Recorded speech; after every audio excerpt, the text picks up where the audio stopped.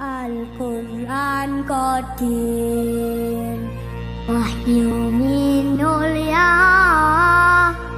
tanpa dinulis isa diwaca.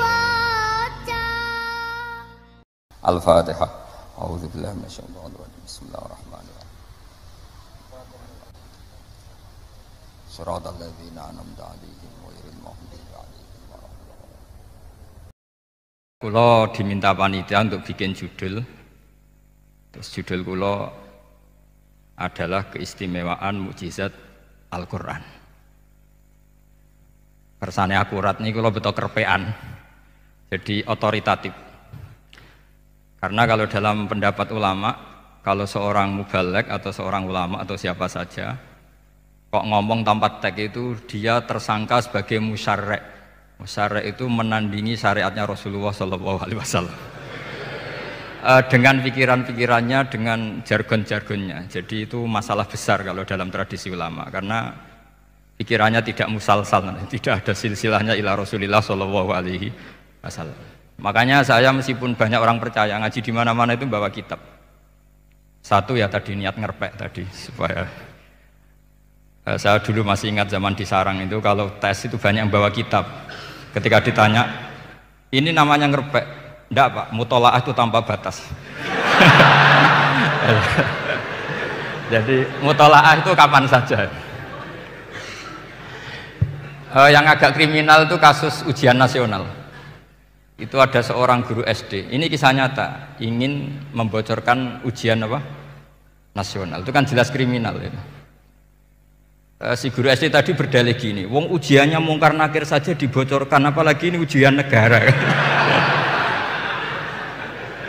Karena semua kiai itu kan mengajari kita marrobuka waman nabi, itu kan mengecewakan mungkar nakir, artinya kan membocorkan ujian. Singkat cerita kiai tadi itu, guru tadi, kalau nggak percaya tanya Gus Bah. Akhirnya rombongan guru SD tanya ke saya, apa betul Gus ujian boleh dibocorkan? Analoginya kiai-kiai bocorkan ujiannya siapa? Mungkar nakir. Karena saya ya NKRI harga mati, saya bilang tertawa-tawa. Kalau saya jawab nggak kriminal dimarahin polisi.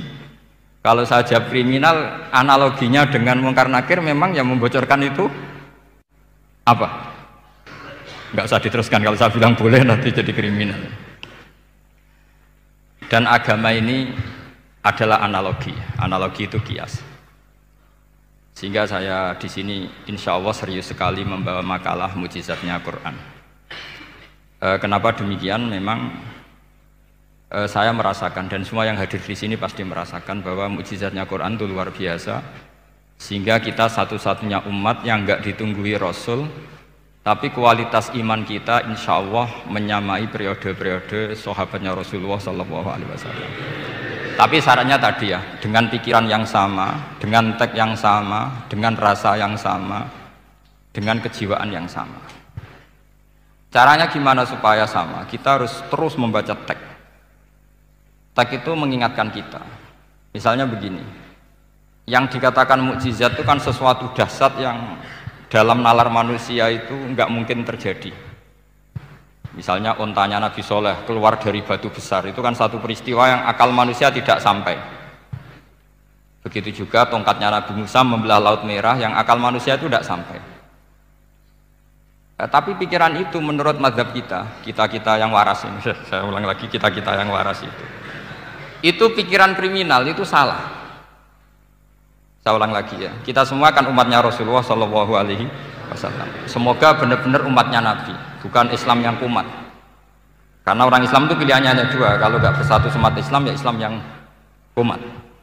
Kumat itu agak gitu, namanya kumat dalam bahasa Jawa.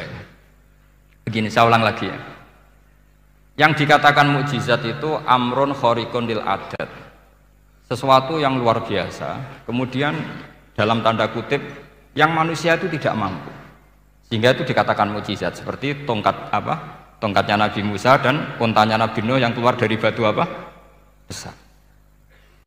Kalau kalian ingin jadi wali, pikiran seperti itu udah akan jadi wali. Gagal itu di KPU gagal. Jadi nggak usah sampai MK, di KPU sudah gagal. Kenapa demikian? Pertanyaannya begini. Memangnya sesuatu yang wajar kita lihat keseharian itu dalam kemampuan manusia? Saya ulang lagi. Memangnya sesuatu yang biasa saja, yang normal saja itu dalam kemampuan manusia? Enggak juga kan? Manusia bisa enggak bikin unta? Yang wajar saja, yang lewat indukan. Bisa enggak? Enggak kan? Manusia bisa bikin laut enggak? Enggak kan? Jadi kalau mukjizat itu dengan definisi sesuatu yang manusia tidak mampu, memangnya keseharian alam ini manusia mampu? Enggak juga kan? Nah, karena agama Islam dengan logika itu, Rasulullah SAW menolak mukjizat yang seperti itu. Ya, menolak mukjizat yang seperti itu. Makanya saya bilang pikiran pertama tadi itu kriminal, karena itu ditolak oleh Rasulullah SAW. Karena ya itu tadi, kalau itu dituruti, lama-lama kita tidak tahu kedahsyatan ciptaan Allah keseharian. Makanya ketika Rasulullah diminta laula utiya mislama utiya Musa, ya Muhammad itu punya mukjizat kayak tongkat Nabi Musa. Kasolihin Nuh, kasolihi Soleh. Apa karena koti apa? Soleh. Sebagaimana untanya Nabi Soleh. Apa jawabnya Allah? Wa ma min dabatin fil ardi wala ta'iri yatiru bi janahihi illa umamun amsalu. Bagian dijawab inna fi khalqis samawati wal ardi wa ikhtilafil laili wan nahar sampai saat terusnya wa tasrifir riyah saat terusnya la ayatil liqaumi yaqilun.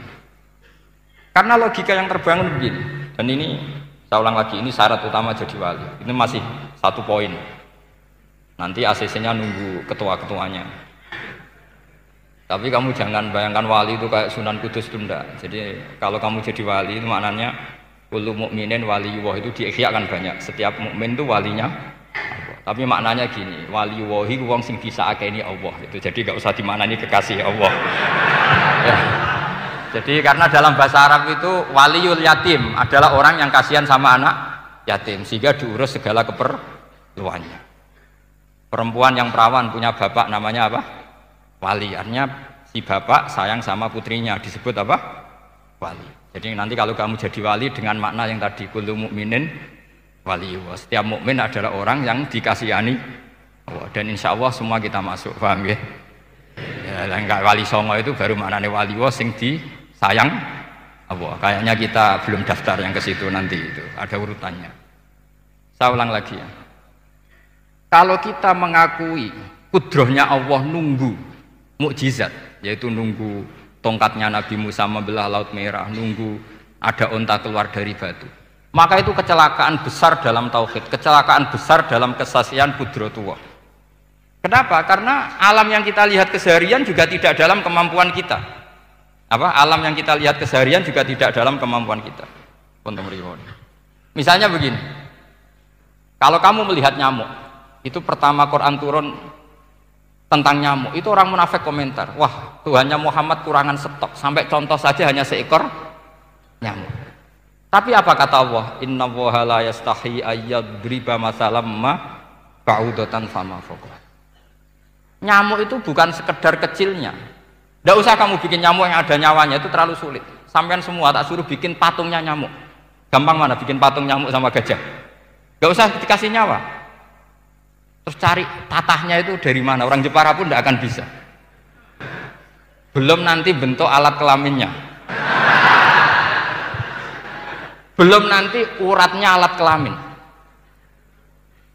belum nanti punya jantung, jantung punya urat, jantungnya nyamuk juga punya kuman, kumannya juga punya organ tubuh, organ tubuhnya punya urat. Apa itu tidak lebih dahsyat ketimbang tontonan mukjizat yang diperagakan para nabi-nabi sebelum Rasulullah Shallallahu Alaihi Wasallam? Maka sebetulnya ketika Quran saya katakan mukjizat ila yaumil qiyamah adalah pertunjukan Allah bikin nyamuk. Inna woha la yastahi ayyadriba masalam ma ba'ud. Itu bagi orang alim percontohan nyamuk itu lebih dahsyat ketimbang percontohan mukjizat Nabi Musa membelah Laut Merah, juga lebih dahsyat ketimbang pertunjukan Nabi Soleh ketika mengeluarkan unta dari apa? Batu. Dong, jelas nih. Maka umat Rasulullah, terutama ulamanya harus ngomong seperti ini terus. Dengan cerita seperti ini, maka Quran jauh lebih dahsyat. Makanya mukjizatnya Quran tanpa apa? Batas. Jelas ya? Makanya kita harus bertobat secara masif, mengatakan kedahsyatan adalah nunggu sesuatu yang khariqun lil adat, bahwa yang kita lihat keseharian adalah semua di luar kemampuan kita. Lah kita ini kan keliru, itu tadi. Wah, onta keluar dari apa? Batu. Laut merah terbelah, ini dahsyat, manusia tidak akan mampu. Memangnya manusia pernah mampu bikin laut? Memangnya manusia pernah mampu bikin nyamuk? Memangnya manusia pernah mampu bikin telur ayam? Karena keseharian seakan-akan ini tidak ayatnya Allah Ta'ala. Itu kebodohan. Makanya tidak mungkin jadi wali. Yang jenis seperti ini ya gak jadi wali. Sama tenang saja, nanti saya paling nggak sampai 1 jam karena saya tidak biasa ngaji umum. Saya mau itu karena hormati mbah saya, karena buyut saya itu orang Damaran, namanya Mbak Hafsah. Hafsah binti Maksum bin Soleh bin Asnawi Sepuh. Jadi saya ini ya turunan asli orang Kudus. Jadi saya datang tidak dalam rangka hormat jenengan, hormat mbah saya sendiri sebetulnya. Jadi jenengan tidak punya hak adami sama saya, karena saya datang tuh hormat mbah saya. Tapi saya ingin melatih iman yang benar. Saya ulang lagi, saya ingin melatih iman yang benar karena ini penting. Sehingga Allah cara menjelaskan iman itu aja inna fi khalqis samawati wal ardi. Kamu lihat saja langit dan bumi. Seterusnya sampai waqtil laili wan nahar, sampai wal fulkil lati tajri fil bahri, terus sampai wa tasrifir riyah. Ini semua tontonan yang kita lihat semuanya di luar kemampuan kita. Itu tadi contoh paling gampang, nyamuk kayak apa? Apapun profesornya seseorang, apa bisa bikin nyamuk? Tidak usah yang bernyawa, patungnya saja. Coba nyamuk itu punya organ tubuh enggak? Punya. Organnya ada kumannya enggak? Ada. Alat kelaminnya ada bolongannya enggak kira-kira? Ada. Kayak apa sulitnya? Jadi andaikan saya ke umatnya Nabi Musa terus bengkai lah sama Nabi Musa, ini gue Nabi Musa keren punya tongkat, saya akan bilang Rasulullah lebih keren karena punya Quran. Anda di sini makna kenapa mukjizatnya Quran dikatakan afdolul mukjizat, mukjizat paling keren, paling hebat. Karena menjadikan manusia punya nalar yang lebih objektif. Artinya lebih objektif, kenapa kita hanya kagum dengan sesuatu yang dahsyat? Dengan alasan kita tidak mampu. Memangnya dengan hal-hal yang keseharian kita mampu? Tidak juga kan? Jelas ya? Mohon bener nih ya? Mohon bener di mana ini? Mohon gini malam selai didandani bareng-bareng. Mohon bener ya? Sehingga iman di era Rasulullah SAW itu gak lagi butuh sesuatu yang khariqun lil. Kedua pertimbangannya Rasulullah Muhammad SAW, mukjizat yang khariqun lil adat itu resikonya lebih tinggi untuk tidak abadi. Nanti saya bacakan takbirnya. Misalnya tongkatnya Nabi Musa itu hanya disaksikan oleh orang yang di era itu pun yang kebetulan menyaksikan. Saya ulang lagi ya, resiko mukjizat mahsusah istilahnya, mukjizat yang bisa dilihat dengan indera, itu resikonya hanya dilihat orang yang di saat itu menyaksikan. Gimana? Ini prosedur agak gaul nih. Nggih peci, mboten. Terus gimana? Oke. Saya teruskan lagi ya. Niki mau normal nih. Mboten kebanteran nih. Mboten kebanteran nih. Saya ulang lagi ya. Jadi yang dikatakan mukjizat itu seringnya kan dikasih definisi satu pertunjukan yang di luar kemampuan manusia. Sehingga tongkat Nabi Musa membelah laut merah disebut apa? Mukjizat. Ontanya Nabi Soleh keluar dari batu disebut apa? Terus lucunya disebut alasannya karena manusia tidak mampu. Memangnya manusia mampu bikin onta normal yang lewat indukan? Mampu enggak? Enggak. Artinya umatnya Rasulullah lebih sering melihat kekuatan Allah Subhanahu wa ta'ala kulla waqtin wa hinin, setiap saat, karena cara berpikir sudah dibenahi Al-Qur'anul Karim. Paham ya? Maka untuk jadi wali umatnya Nabi itu lebih mungkin karena melihat kedahsyatan Allah setiap saat. Tidak usah nunggu sesuatu yang super kayak apa? Kan filakil bahri, sebagaimana laut terbelah oleh tongkatnya Nabi siapa?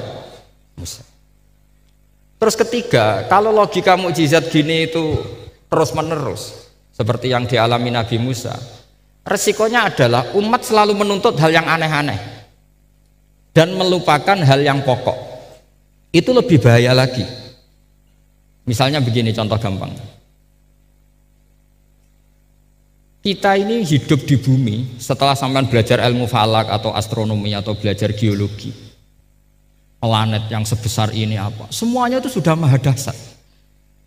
Gara-gara kita berpikir butuh kejadian yang aneh, ya gara-gara ingin kejadian yang aneh, mungkin lama-lama Anda ingin cari model hewan yang kepalanya itu di pantat, baru percaya kudrohnya Allah. Lama-lama kamu jadi dukun, seneng ular yang berkepala manusia, itu baru dasar. Nanti menjadi klinik. Makanya kritiknya ulama, mukjizat itu tidak perlu dituruti. Karena kalau dituruti itu bahaya bagi kelangsungan kenormalan kita.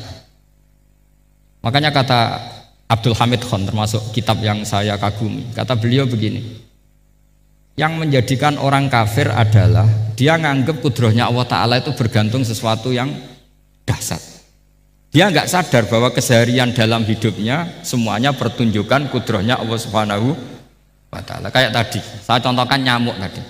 Inna woha la yastahi ayyadriba masalam ma. Terusannya ba'udotan fama fokwa. Kayak apa susahnya bikin nyamuk? Sudah kecil, punya alat kelamin, punya organ, punya urat. Lalu dalam tubuhnya juga ada kuman, kumannya juga berorgan. Kebayang nggak Anda bikin seperti itu? Enggak. Dasar mana dengan tongkatnya Nabi Musa? Sama-sama berstatus kita tidak mampu sama sekali. Dasar mana?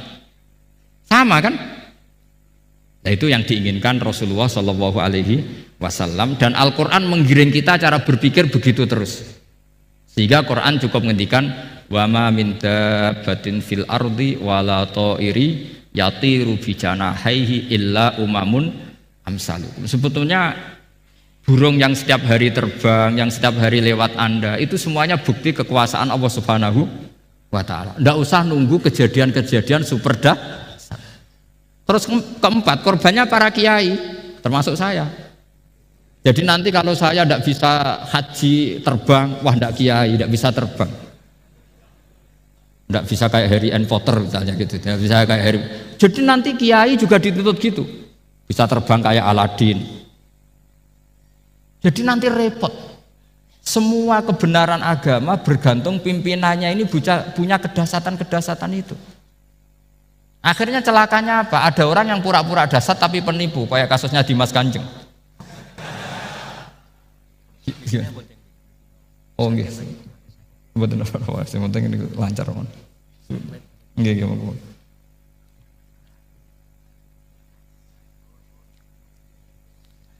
Jadi makanya nanti itu saya akan memberi penjelasan tentang apa? Mukjizatnya Al-Quran, kenapa disebut mukjizat paling apa? Dasar. Ini saya bacakan tag pokoknya ya, supaya sampean tahu. Ini tabaruk sama Imam Bukhari ya. Redaksi yang diriwayatkan Imam Bukhari, qala Nabi sallallahu alaihi wasallam, ini ikut kitab Fadhailil Quran. Ma minal anbiya'i nabiyyun illa u'tiya minal ayat ma misluhu amana alaihil bashar wa inna ma kana alladhi utituhu wahyan awhahu wa ilayya fa arju an akuna aktsarahum tabi'an yaumal qiyamah. Jadi semua nabi punya mukjizat, yang lewat mukjizat itu orang dipaksa iman karena dahsyat tadi, saking dahsyatnya, terus cocok tidak cocok itu percaya. Tapi kata Rasulullah, mukjizat saya itu berupa wahyu, yaitu Al-Quran. Dan saya berharap dengan mukjizat itu saya adalah nabi paling banyak pengaruhnya yaumal qiyamah. Maknanya paling banyak orang yang iman. Terus di sini dikomentari oleh sarehnya ya, oleh penyarahnya yaitu Ibnu Hajar Al-Asqalani. Ya saya baca Arabnya saja. Sama harus pura-pura paham jadi keren. Jangan minta saya terjemah, nanti harus pura-pura paham. Bagus kok, mantas sabah fi qaumin fawa napa minhum. Jadi bergaya orang kaya ya dikira apa? Kaya. Bergaya ulama ya dikira apa? Ulama. Nanti bergaya wali juga dikira wali. Saya baca ya, ini luar biasa menurut saya.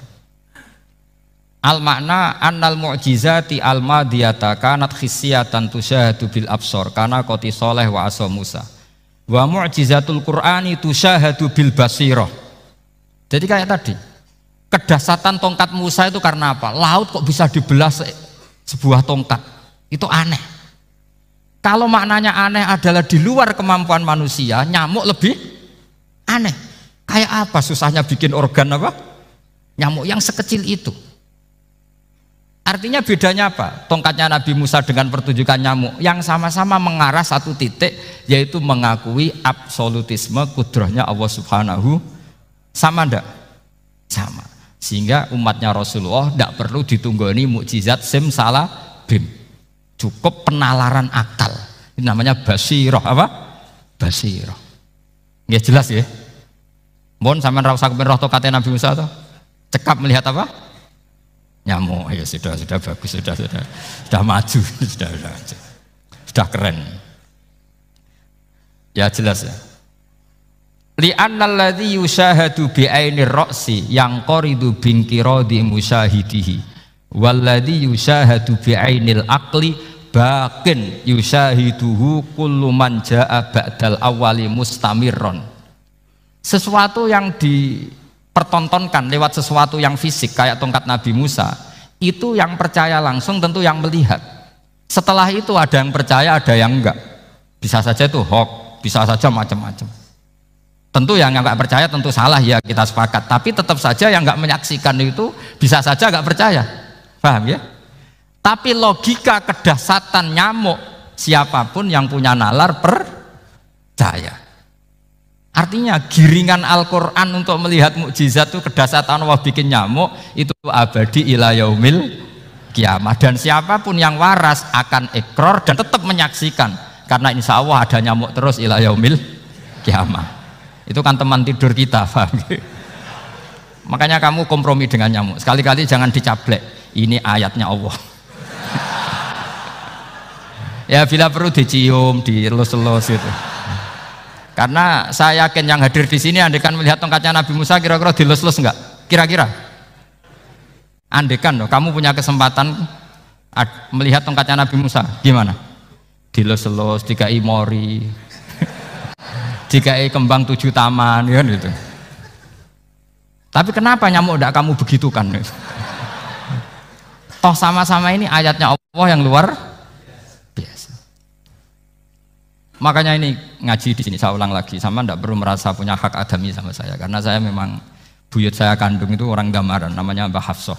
Hafsah itu binti Maksum bin Soleh bin Asnawi Sepuh. Jadi saya ini termasuk turunan beliau yang keluar dari Kudus di Rembang.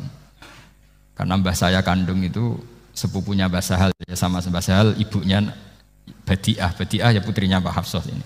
Kalau ibu saya namanya Sofiyah, ya putrinya Mbah Hafsah ini. Jadi kenapa saya cerita ini, ya memang Quran sudah terang-terangan ngendikan dzurriyatam ba'duha napa min ba'd. Jadi kekuatan dzurriyah itu luar biasa. Jadi kita menjaga harkat dan martabat para leluhur supaya ilmu ini terjaga. Jangan marisi gaya tok, bayi alim terus putune pedita-pediti gak alim terus gak keren, menurut saya itu malu gitu. Jadi marisi itu ya kalau putunya orang alim ya alimnya, jangan marisi mulyane. Engko ora alim terus mulya tok gelem dicucup itu gak keren menurut saya. Niru alimnya dulu baru sama-sama dicucup itu baru betul, paham ya? Jadi ada aturannya. Saya teruskan. Sehingga Quran kalau menggiring mukjizat, ketika Rasulullah SAW dituntut kafir Mekah, kita tahu kan mereka nuntut apa misalnya? Lan nu'mina laka hatta tafjura lana minal ardi napa yam bu'a au takuna laka jannatum min nakhili wa inabin fatufajjiral anhara khilalaha napa tafsira au tusqitas samaa kama zamta alaina kisafan au ta'tiya billahi wal malaikati qabila au yakuna laka baitum min zuhrufin au tarqa sama. Masih mereka bilang gini, walan nu'mina liruqiyika hatta tunzila alaina kitaban naqra'u. Mereka nuntut tuh, Muhammad saya percaya kamu rasul, tapi syaratnya Mekah yang tandus sulap jadi kota yang subur makmur, menjadi jannat subur makmur. Atau begini saja Muhammad, kalau kamu gelo sama saya mangkel karena kita ada iman, turunkan saja azab. Kisafam minas sama, turunkan saja azab. Atau begini Muhammad, kamu kan bilang utusan Allah, kamu datang saja bersama Allah digandeng gitu. Digandeng terus sama Allah diangkat tangan kamu, dimaklumatkan kalau kamu rasulnya. Au ta'tiya billahi wal malaikati qabila. Karena mereka dengan logika yang salah. Yang dikatakan mukjizat itu sesuatu yang seperti itu. Artinya kalau kamu berpikir mukjizat yang seperti itu, berarti Anda turunan kafir Quraisy. Anda turunan apa? Kafir Quraisy. Maka nggak boleh berpikir mukjizat seperti itu. Nyatanya Allah cukup menjawab dengan ayat wa ma min dabatin fil ardi wala ta'iri yatiru bi janahihi illa umamun amsalukum. Dijawab lagi inna fi khalqis samawati wal ardi waqtilafil laili wan nahar wal fulkil lati tajri fil bahr sak teruse la ayatil liqaumi yakin. Semudah itu kita iman kedahsyatan kudrahnya Allah. Cukup melihat kerbau. Kok bisa ya jaga populasinya? Padahal tidak pernah dia seminar cara jaga populasi. Nyatanya tetap terjaga. Tanpa lamaran ya bisa jaga keturunannya. Tanpa sesar ya anaknya lancar. Tanpa sesar kan? Artinya mereka bisa. Karena di sini ada kudratullah. Ada apa? Ada kudratullah. Nah, kalau iman seperti itu Anda baru betul. Yaitu yang disebut Allah ya tanazzalul amru bainahunna lita'lamu annallaha ala kulli syai'in qadir wa annallaha qad ahata bi kulli syai'in ilma. Semua urusan di alam raya ini hanya Allah ingin mempertontonkan bahwa saya kuasa. Jadi tidak perlu nunggu yang aneh-aneh. Sehingga andaikan saya ketemu Nabi Musa dan ketemu Rasulullah Muhammad SAW, pasti saya milih Nabi Muhammad sebagai ketua. Karena Nabi Muhammad yang bikin sarana iman dengan sarana yang seluas-luasnya, dan sarana ini tidak habis dan ada di mana saja, yaitu sarana ikrar bahwa Allah kudroh dan kudrohnya tanpa batas. Nabi bikin sarana apa saja, melihat langit, bumi, lautan, nyamuk, hewan, semuanya sarana untuk ikrar kudrohnya Allah Subhanahu wa ta'ala. Sementara Nabi Musa mempertontonkan hanya nunggu mukjizat sing khariqun lil adat.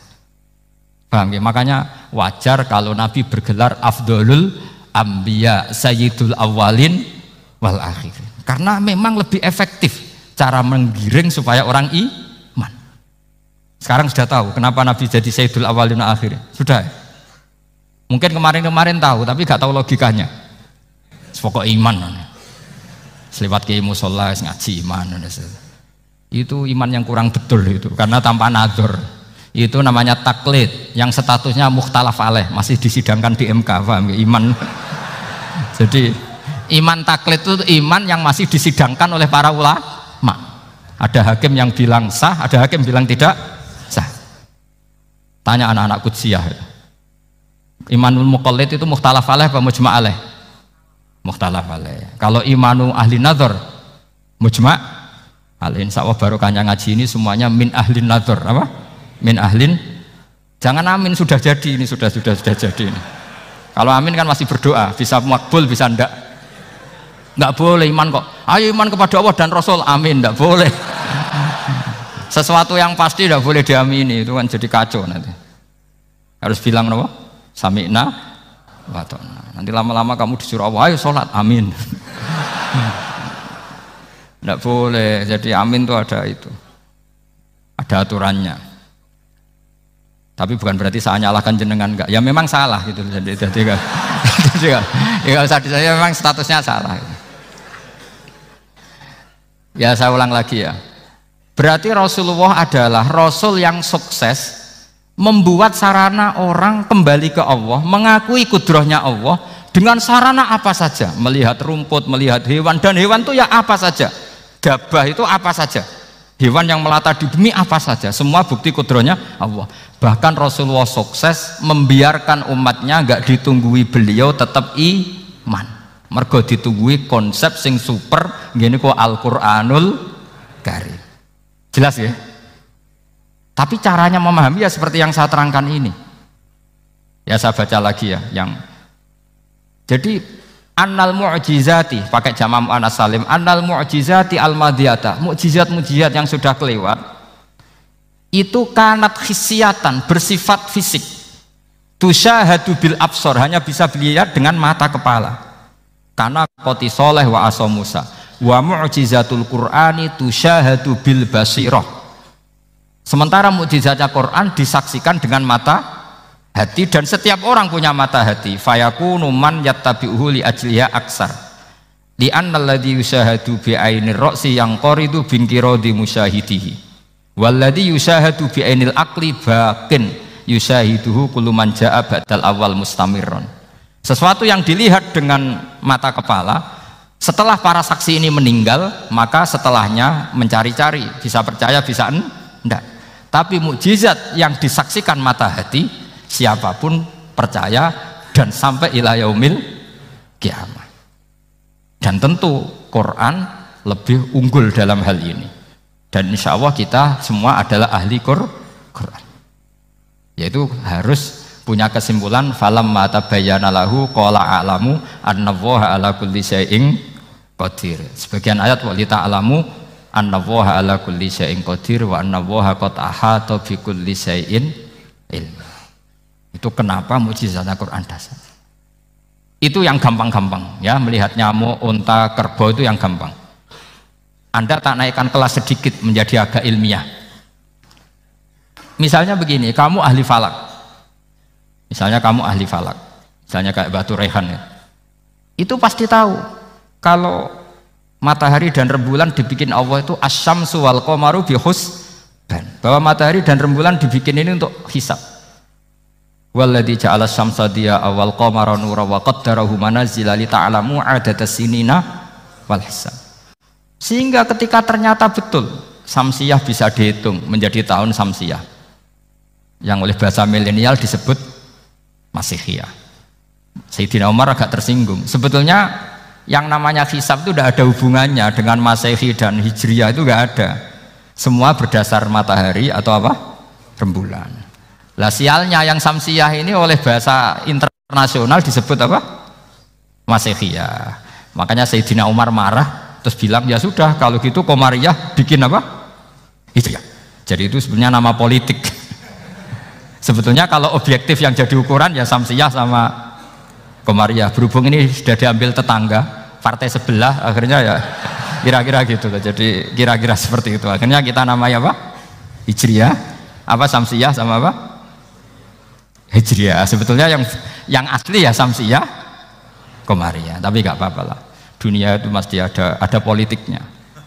Lah yang repot orang-orang fanatik hukum pakai bahasa nasional, itu repot. Jadi misalnya kematian Yesus Kristus, itu mesti Batu Rehan kan nggak percaya. Akhirnya ditambahi kematian Sibeh. Karena kalau bilang iya kan percaya. Makanya ditambahi apa? Sibeh. Karena menurut orang Islam berkeyakinan Nabi Isa itu nggak terbunuh, maka ditambah apa? Sibeh. Saya dulu pernah usul, karena beliau itu kalau manggil bahasa itu bude, jadi saya pernah sowan usul.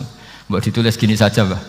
Kematian Yesus dalam kurung katanya. Tapi mungkin terlalu vulgar ya, jadi akhirnya dibikin apa? Sibeh. Di kalender Kudus kan apa? Sibeh ya, ditambahi Sibeh. Ya nggak apa-apa lah, yang penting keyakinannya masih benar gitu. Jadi masih benar. Kalau usulan saya terlalu ekstrim, masa dikasih apa? Katanya. Ya karena memang begitu kan, kita berkeyakinan Nabi Isa itu nggak terbunuh. Wa ma qataluhu wa ma sholabuhu walakin syubbihalahu. Jadi ini saya teruskan, ini paling masih seperempat jam ini.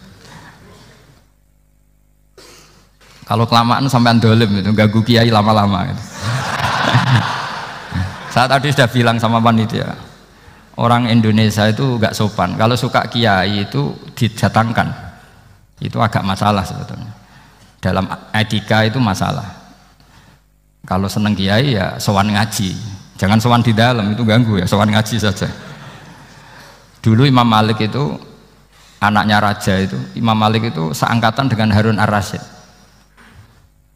Makanya jangan berharap kalau saya gampang diundang. Bukan karena saya sombong, memang etikanya seperti itu. Jadi Imam Malik diminta datang ke istana untuk ngajar anak-anaknya Harun apa? Ar-Rasyid. Masyhur Imam Malik tersinggung terus kata bilang, al ilmu yu'ta la ya'ti. Ilmu itu disowani bukan sowan. Akhirnya Harun Ar-Rasyid minta anak-anaknya datang ngaji ke Imam Malik. Itu anak presiden. Imam Malik berani, al ilmu yu'ta la ya'ti. Tapi kalian beruntung karena saya hormat sama mbah-mbah saya di sini. Wong makom buyut saya itu ya Berarti apa ya? Selatannya makamnya Sayyid Ja'far Shadiq itu di situ kan ada makamnya Mbah Soleh, Mbah Maksum, itu mbah saya. Makanya dulu saya ngaji di sini lama di Damaran itu. Maksudnya lama itu ya mungkin setahun. Karena saya memang mulai kecil di Sarang, sampai sekarang saya masih ngajar di Sarang. Tapi dulu cukup ya, karena saya kesini sudah hafal Quran, jadi hanya setor setiap hari satu juz, jadi cepat lah. Saya tidak punya masalah ingatan, alhamdulillah, jadi cepat hafal. Saya terangkan lagi ya, ini penting ya, masalah mukjizatnya Quran. Selama ini orang tuh mau bilang tok, mukjizatnya Quran itu dahsyat, tapi nggak bisa menerangkan. Itu masalah. Makanya kita harus bisa menerangkan mukjizatnya Quran dahsyat itu apanya. Yaitu tadi, tongkatnya Nabi Musa hanya disaksikan oleh orang yang di era itu. Toh tujuannya mukjizat adalah diakui kemudian orang menjadi iman. Lalu Rasulullah SAW beliau sudah intaqala ila rafiqil a'la. Tapi konsepnya Quran menjadikan orang yang nggak ditunggui beliau tetap iman ila yaumil kiamah. Itu yang maksud fa'arju an akuna aktsarahum tabi'an yaumal kiamah. Mukjizat saya itu cukup Quran kata Nabi, dan dengan mukjizat itu orang akan iman ila yaumil kiamah. Caranya seperti ini. Karena tadi sedahsyat-dahsyatnya mukjizat, tujuan utama orang terdikte supaya ikrar ngakui kudrohnya Allah. Lah ngono kok ngenteni tongkat sakti lah opo, cukup deloknya mau. Paham ya? Jelas ya? Alhamdulillah, mau naik kelas ini sudah benar, ini sudah benar. Terus kedua begini, kedahsyatan Quran lagi. Quran itu bisa merunut, mentartibkan logika. Bahkan logika ini logika yang universal. Siapa saja merasakan logika itu. Misalnya begini, dulu orang kafir itu punya Tuhan banyak. Tentu yang dipertuhankan ya mana? Yang dipertuhankan itu banyak. Karena pikiran mereka urusan banyak, problem banyak, ya Tuhannya harus banyak. Ada BPKB 3D kan, istri cerewet, macam-macam lah. Itu kan problemnya banyak, maka Tuhannya harus banyak. Karena Tuhan itu maknanya penyelesai masalah. Sehingga kalau masalahnya banyak, Tuhan harus banyak. Ketika Rasulullah membawa konsep satu Tuhan, mereka janggal. Makanya mereka bilang, aja'alal alihata ilaha wahida inna hadza lasyai'un ujab. Masa Tuhan satu? Ini aneh, nggak bisa. Tuhan harus banyak, karena masalah kita banyak. Itu terpatri, di otak mereka terpatri. Lalu Nabi dengan santai diajari Allah menerangkan, andaikan kalian punya majikan banyak dan perintahnya beda-beda, kamu suka enggak? Ya enggak suka, mat, enggak enak. Punya majikan banyak itu udah enak. Milih mana majikan banyak sama satu? Satu aja, mat. Tuhan kamu adalah majikan kamu. Kalau banyak kamu bingung. Ya mat, satu aja mat. Itu segampang itu. Jadi menggiring, Tuhan itu kan bos kita, tuan kita. Kalau banyak berarti yang memerintah kita banyak, dan bisa konflik bos-bos kita ini karena berebut anak buah tadi. Akhirnya mereka, kalau kamu punya majikan banyak dan perintahnya beda-beda, semuanya minta dilayani, kamu pusing enggak? Ya pusing, mat. Minta mana? Majikan banyak sama satu? Satu saja Muhammad. Ya Tuhan kamu adalah atasan kamu, maka harus satu. Mereka paham. Oke, mat, Tuhan satu. Itu yang dimaksud dorobawaw matalar rojulan fihi syuraka umutasyakisuna wa rojulan salamal lirojul hal yastawiyani masalah. Langsung alhamdulillah. Karena mereka yang paling bodoh pun paham, dengan logika itu paham. Kalau Tuhan banyak, perintahnya banyak, kita repot. Maka Allah bikin satu masalan, yaitu rojulan fihi syuraka umutasyakisuna wa rojulan salamal lirojul. Satu lelaki, satu bos, satu perintah. Kayak apa mudahnya Allah. Kemudian mereka tetap menuhankan Lata, Hubal, dan Uzza karena mereka dipertuhankan. Sebenarnya nggak pernah Tuhan, tapi dipertuhankan. Allah memberi contoh itu sederhana sekali.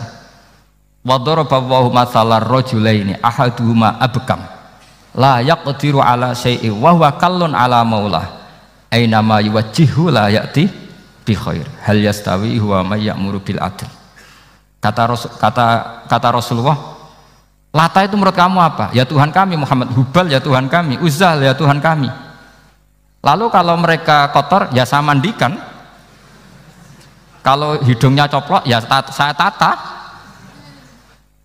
Terus kata Rasulullah begini, kamu mau nggak punya budak atau pembantu yang buta, tuli, bisu? Kamu mau nggak punya pembantu loh ya, pembantu itu budak zaman dulu. Kamu mau nggak punya pembantu yang buta, yang tuli, yang bisu? Wah gak doyan mat, gak apa pembantu ngono. Yang pembantu saja kamu tidak mau yang gitu kok malah punya bos begitu. Orang yang tuli, yang bisu, yang kopok, jadi pembantu saja nggak layak kok malah jadi pangeran.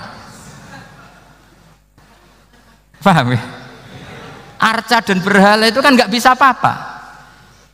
Kamu mau gaji ngasih THR pembantu yang kopok, bisu, picek, mau? Wong jadi pembantu saja nggak sah kok mau jadi apa? Tuhan atau jadi majikan. Jadi Allah bikin contoh gampang sekali. Wadarba wa mathalar rajulaini ahaduma abkam la yaqdiru ala shay'in, enggak bisa apa saja. Wa wakallun amala maulah, anane ngrepoti tok. Inama yuwajjihu la yati bi khair. Mudah sekali. Akhirnya mereka berbondong-bondong iman karena logikanya ditata oleh logika Al-Qur'an. Makanya agama ini sebenarnya nggak pernah datang dengan kekerasan, itu tidak pernah. Bil hujjah, dengan argumentasi, itu disebut qul falillahil hujjatul balighah. Nah sekarang orang rapati soal argumentasi, senengannya neror. Nah, itu rapati ngaji. Sebenarnya agama ini mudah. Ad-dinu yusrun, agama ini mudah, logikanya gampang. Untuk tidak menuhankan Yesus atau Isa, Quran juga datang dengan penjelasan yang nggak jelimet, yang gampang saja. Kata Allah, mal masihu ibnu maryam illa rasul qad khalas min qablihir rusul wa ummuhu siddiqah kana yakulanit. Kok arani pangeran piye? Nek mangan ya lesu. Kamu kebayang nggak misalnya punya Tuhan terus mbok gratisi pas marung. Terus kamu bangga, alhamdulillah tadi habis ngratisi Tuhan. Tadi kelihatannya kelaparan, tak gratisi, senangnya bukan main. Kamu mau punya Tuhan yang seperti itu? Mau? Nggak mau kan? Allah menjelaskan karena yakulanit kuduyan sego, artinya nak orang mangan yo lemes. Pas kamu minta ternyata Tuhannya baru lemes. Jadi Quran itu tidak sinis gak, tapi menggiring logika bahwa ini tidak mungkin Tuhan. Wong kana yakulanit gampang kan? Itu gampang. Gampang sekali, logika Quran itu gampang sekali. Dan masalahnya kita sekarang tidak mengkaji Quran yang sisi ini. Ya termasuk kritik kita ya, tapi ya sudahlah, ini dunia ya macam-macam. Ono sing ngaramno lomba, ono sing mendukung lomba, macam-macam. Saya tidak dalam posisi mendukung dan menolak. Saya 0-0, jadi tidak ke kanan tidak ke kiri dalam konteks tadi. Karena ya sudahlah, itu sudah takdir, semuanya takdir. Ada yang setuju lomba, ada yang mengharamkan apa? Lomba. Tapi sebetulnya kalau kita berpikir Quran diturunkan ya untuk yang saya terangkan ini, menjaga logika agama al-hujjah al-balighah ila yaumil kiamah. Karena kita tidak perlu tongkat lagi Nabi Musa, nggak perlu ontanya Nabi Soleh. Cukup dikawal aturan-aturan iman yang cukup mudah dan kita temukan di mana saja ayat-ayat itu. Yaitu wa ma min dabatin fil ardi wala ta'iri yatiru bi janahihi illa umamun amsalukum, atau inna fi khalqis samawati wal ardi, dan seterusnya. Nah, cara berpikir gimana Gus? Gampang tadi. Kalau tongkat Nabi Musa membelah laut adalah hal yang kita tidak mampu. Memangnya kita mampu bikin langit bumi? Tidak mampu kan? Berarti ini sudah cukup menjadi ayat kekuasaannya Allah. Jelas kan?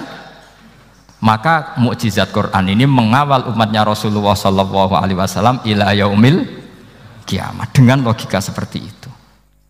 Saya ulang lagi, dengan logika seperti itu. Maka ulama nggak boleh berhenti seperti saya ngomong terus seperti ini. Makanya ngendikane Allah, lam yakunil ladzina kafaru min ahlil kitabi wal musyrikina munfakina hatta ta'tiyahumul bayyinah. Bayyinah itu apa? Rasulun minallah yatslu suhufam mutahharah.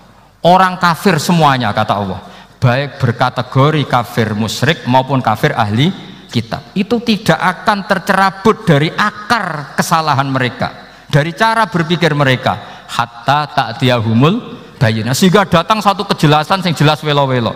Itu apa? Rasulun minallah yatslu suhufam mutahhar, yaitu rasulnya Allah yang membaca sahifah-sahifah suci, maknanya Al-Qur'an. Untuk menafikan ketuhanan berhala, ketuhanan Yesus, kita cukup dengan konsep Quran. Kayak tadi kana yakulanit, termasuk untuk menafikan Tuhan balita, paham ya? Tuhan apa? Fir'aun. Ini contoh terakhir, sampai siap-siap saja selesai. Karena saya memang mau selesai ini, bukan guyon, memang mau selesai. Karena menurut saya mukjizatnya Quran itu jelas. Jadi diterangkan seperempat jam ya jelas, 10 menit ya jelas. Kalau kamu butuh lama, berarti kamu menyaksikan kejelasan Al-Quran. Dan itu kriminal besar itu. Kalau nggak boleh dibahasakan murtad besar, ya kriminal apa besar. Nggak, ini nggak guyon, betul itu. Saya tadi mau nyontohkan apa tadi? Tuhan balita ya. Fir'aun itu berdebat sama Nabi Musa. Singkat debat begini, kalau nggak salah di J19, kalau nggak salah di surat Syu'ara, dicari sendirilah. Pertama ditanya gini, Musa, kamu kesini ada apa? Ya bawa konsep Tuhan. Yang jelas itu tidak kamu ya. Lalu Tuhan kamu siapa? Rabbus samawati wal ardi, yang menuhani langit dan bumi. Si Fir'aun masih berkelit. Begini, soal yang di bumi, saya jalan-jalan kemana-mana, setahu saya yang jadi Tuhan saya. Ma'alim tulakum min ilahin apa? Ghairi, di mana-mana yang dituhankan saya. Soal kemungkinan di langit begini, tunggu saya. Terus di Haman dipanggil, ya Haman ibn li sarhal ali abluhul asbab as-samawati fa'attali'a ila ilahi Musa. Haman, bikinkan saya piramida yang tinggi. Saya mau lihat Tuhannya Musa, apa betul ada? Padahal andikan terjadi piramida kan Tuhan pun nggak bisa dilihat. Wong sampean yang wali saja tidak bisa melihat. Wali tadi yang sing disakeni Allah tadi itu aja nggak bisa melihat. Apalagi Fir'aun. Akhirnya Nabi Musa sadar bahwa logika itu tidak masuk ke Fir'aun, tidak masuk. Padahal ada pengawalnya banyak. Dan karena semua Nabi fatona, itu ibarat mobil ganti gigi. Ganti gigi, ganti argumentasi. Gini saja, yang menuhani leluhur kamu, mbah-mbah kamu. Wah, itu sontak kaget Fir'aun. Pengawalnya ya kaget. Oh iya, kalau Fir'aun ini Tuhan, mbah-mbahnya tanpa Tuhan. Kan Tuhannya datang terlambat. Berarti mbah-mbahnya dulu itu tanpa Tuhan, karena ini ada Tuhan balita itu ada itu. Akhirnya hampir separuh, mungkin hampir semua pengawalnya Fir'aun itu iman semua. Meskipun yaktumu imanahu, ini yang diceritakan Quran, wa qala rajulun mu'minun min ali fir'auna yaktumu iman. Karena runtuh, semua logika Fir'aun sebagai Tuhan itu runtuh. Hanya dengan logika, kalau kamu Tuhan, lalu mbah kamu Tuhannya siapa? Fir'aun mangkel. Wah bahaya logika Musa, tangkap Musa, udah gak debat lagi. Kayak apa mudahnya logika Quran untuk menafikan ketidaktuhanan Fir'aun. Yaitu mengatakan Rabbukum wa Rabbu abaikumul awwali. Karena dikatakan Tuhan langit, Fir'aun masih berkelit. Nanti dulu saya mau bikin piramida, mau saya lihat ada enggak Tuhan kamu. Nabi Musa langsung genti gigi, yang nuhani mbah-mbah kamu. Orang kan masih pikir, ini kalau Tuhan betul, lalu orang-orang dulu Tuhannya siapa? Kan Tuhannya datang terlambat. Nah itu lagi-lagi, dan kita baca Quran itu ila yaumil kiamah. Makanya tidak ada umatnya Rasulullah SAW kemudian imannya itu ada syak, nggak ada sama sekali. Karena dzalikal kitabu la raiba fihi mir rabbil alamin. Ya, mohon cekap ya. Mumpun gampang nih. Masalah sama kalau masalah. Jadi karena kebenaran Quran itu adhar wa adhar, sangat jelas. Sehingga nggak perlu butuh orasinya saya. Sebenarnya nggak perlu. Saya yakin, sampean sebelum saya terangkan ya sudah iman, sudah betul. Ini kan akal-akalan saja saya dimanfaatkan. Karena ya menurut saya itu ya sudah adharu min samsi dhahira kalau dalam bahasa Arab. Kebenaran sejati itu lebih jelas ketimbang matahari di siang hari. Karena ya tadi logika. Ya saya tambah satu contoh lagi, semoga ini selesai betul. Kemudian Quran misalnya gini, sampai tak bedai. Kamu bisa melihat itu karena apa? Ini misalnya apa? Kertas yang saya bawa ini kan kuning. Kamu bisa melihat itu karena apa? Mata kan? Nah, itu masalah. Karena melihat kamu dengan mata, sekali ini tak tutupi, kamu tidak tahu. Atau kamu jauh menjadi tidak tahu. Karena mata bisa terhalangi oleh jauh atau tertutupi. Beda dengan Allah. Allah itu kalau merumuskan tahu itu bukan karena melihat, karena menciptakan. Makanya Allah bilang ala ya'lamu man khalaqa. Apakah tidak tahu orang yang membuat? Misalnya ini, kertas ini kuning. Sama saya tak tutup begini. Kemudian kitab ini tak tinggal, saya datang ke Jakarta. Saya tetap tahu enggak kalau dalam ini ada kertas kuning? Tahu, karena saya yang menciptakan. Paham ya? Kamu bangun satu bangunan, di dalamnya ada besi ukuran sekian. Di situ kamu menyimpan emas 0,5 kilo. Setelah kamu pergi kemana-mana masih tahu enggak? Tahu, karena kamu yang menciptakan. Sehingga ketika kita janggal, masa Allah pirsa semua alam ini? Logikanya gampang, masa yang bikin tidak tahu? Makanya Allah bilang ala ya'lamu man khalaqa. Paham ya? Jadi gampang sekali, mukjizatnya Quran tuh gampang sekali. Nak raro kebangetan gitu. Ampun nggih, Al-Fatihah. A'udzubillahi minasyaitonir rajim. Bismillahirrahmanirrahim. Alhamdulillahirabbil alamin arrahmanirrahim. Iyyaka na'budu wa iyyaka nasta'in. Ihdinas siratal mustaqim. Shiratal ladzina an'amta 'alaihim ghairil maghdubi 'alaihim waladdallin.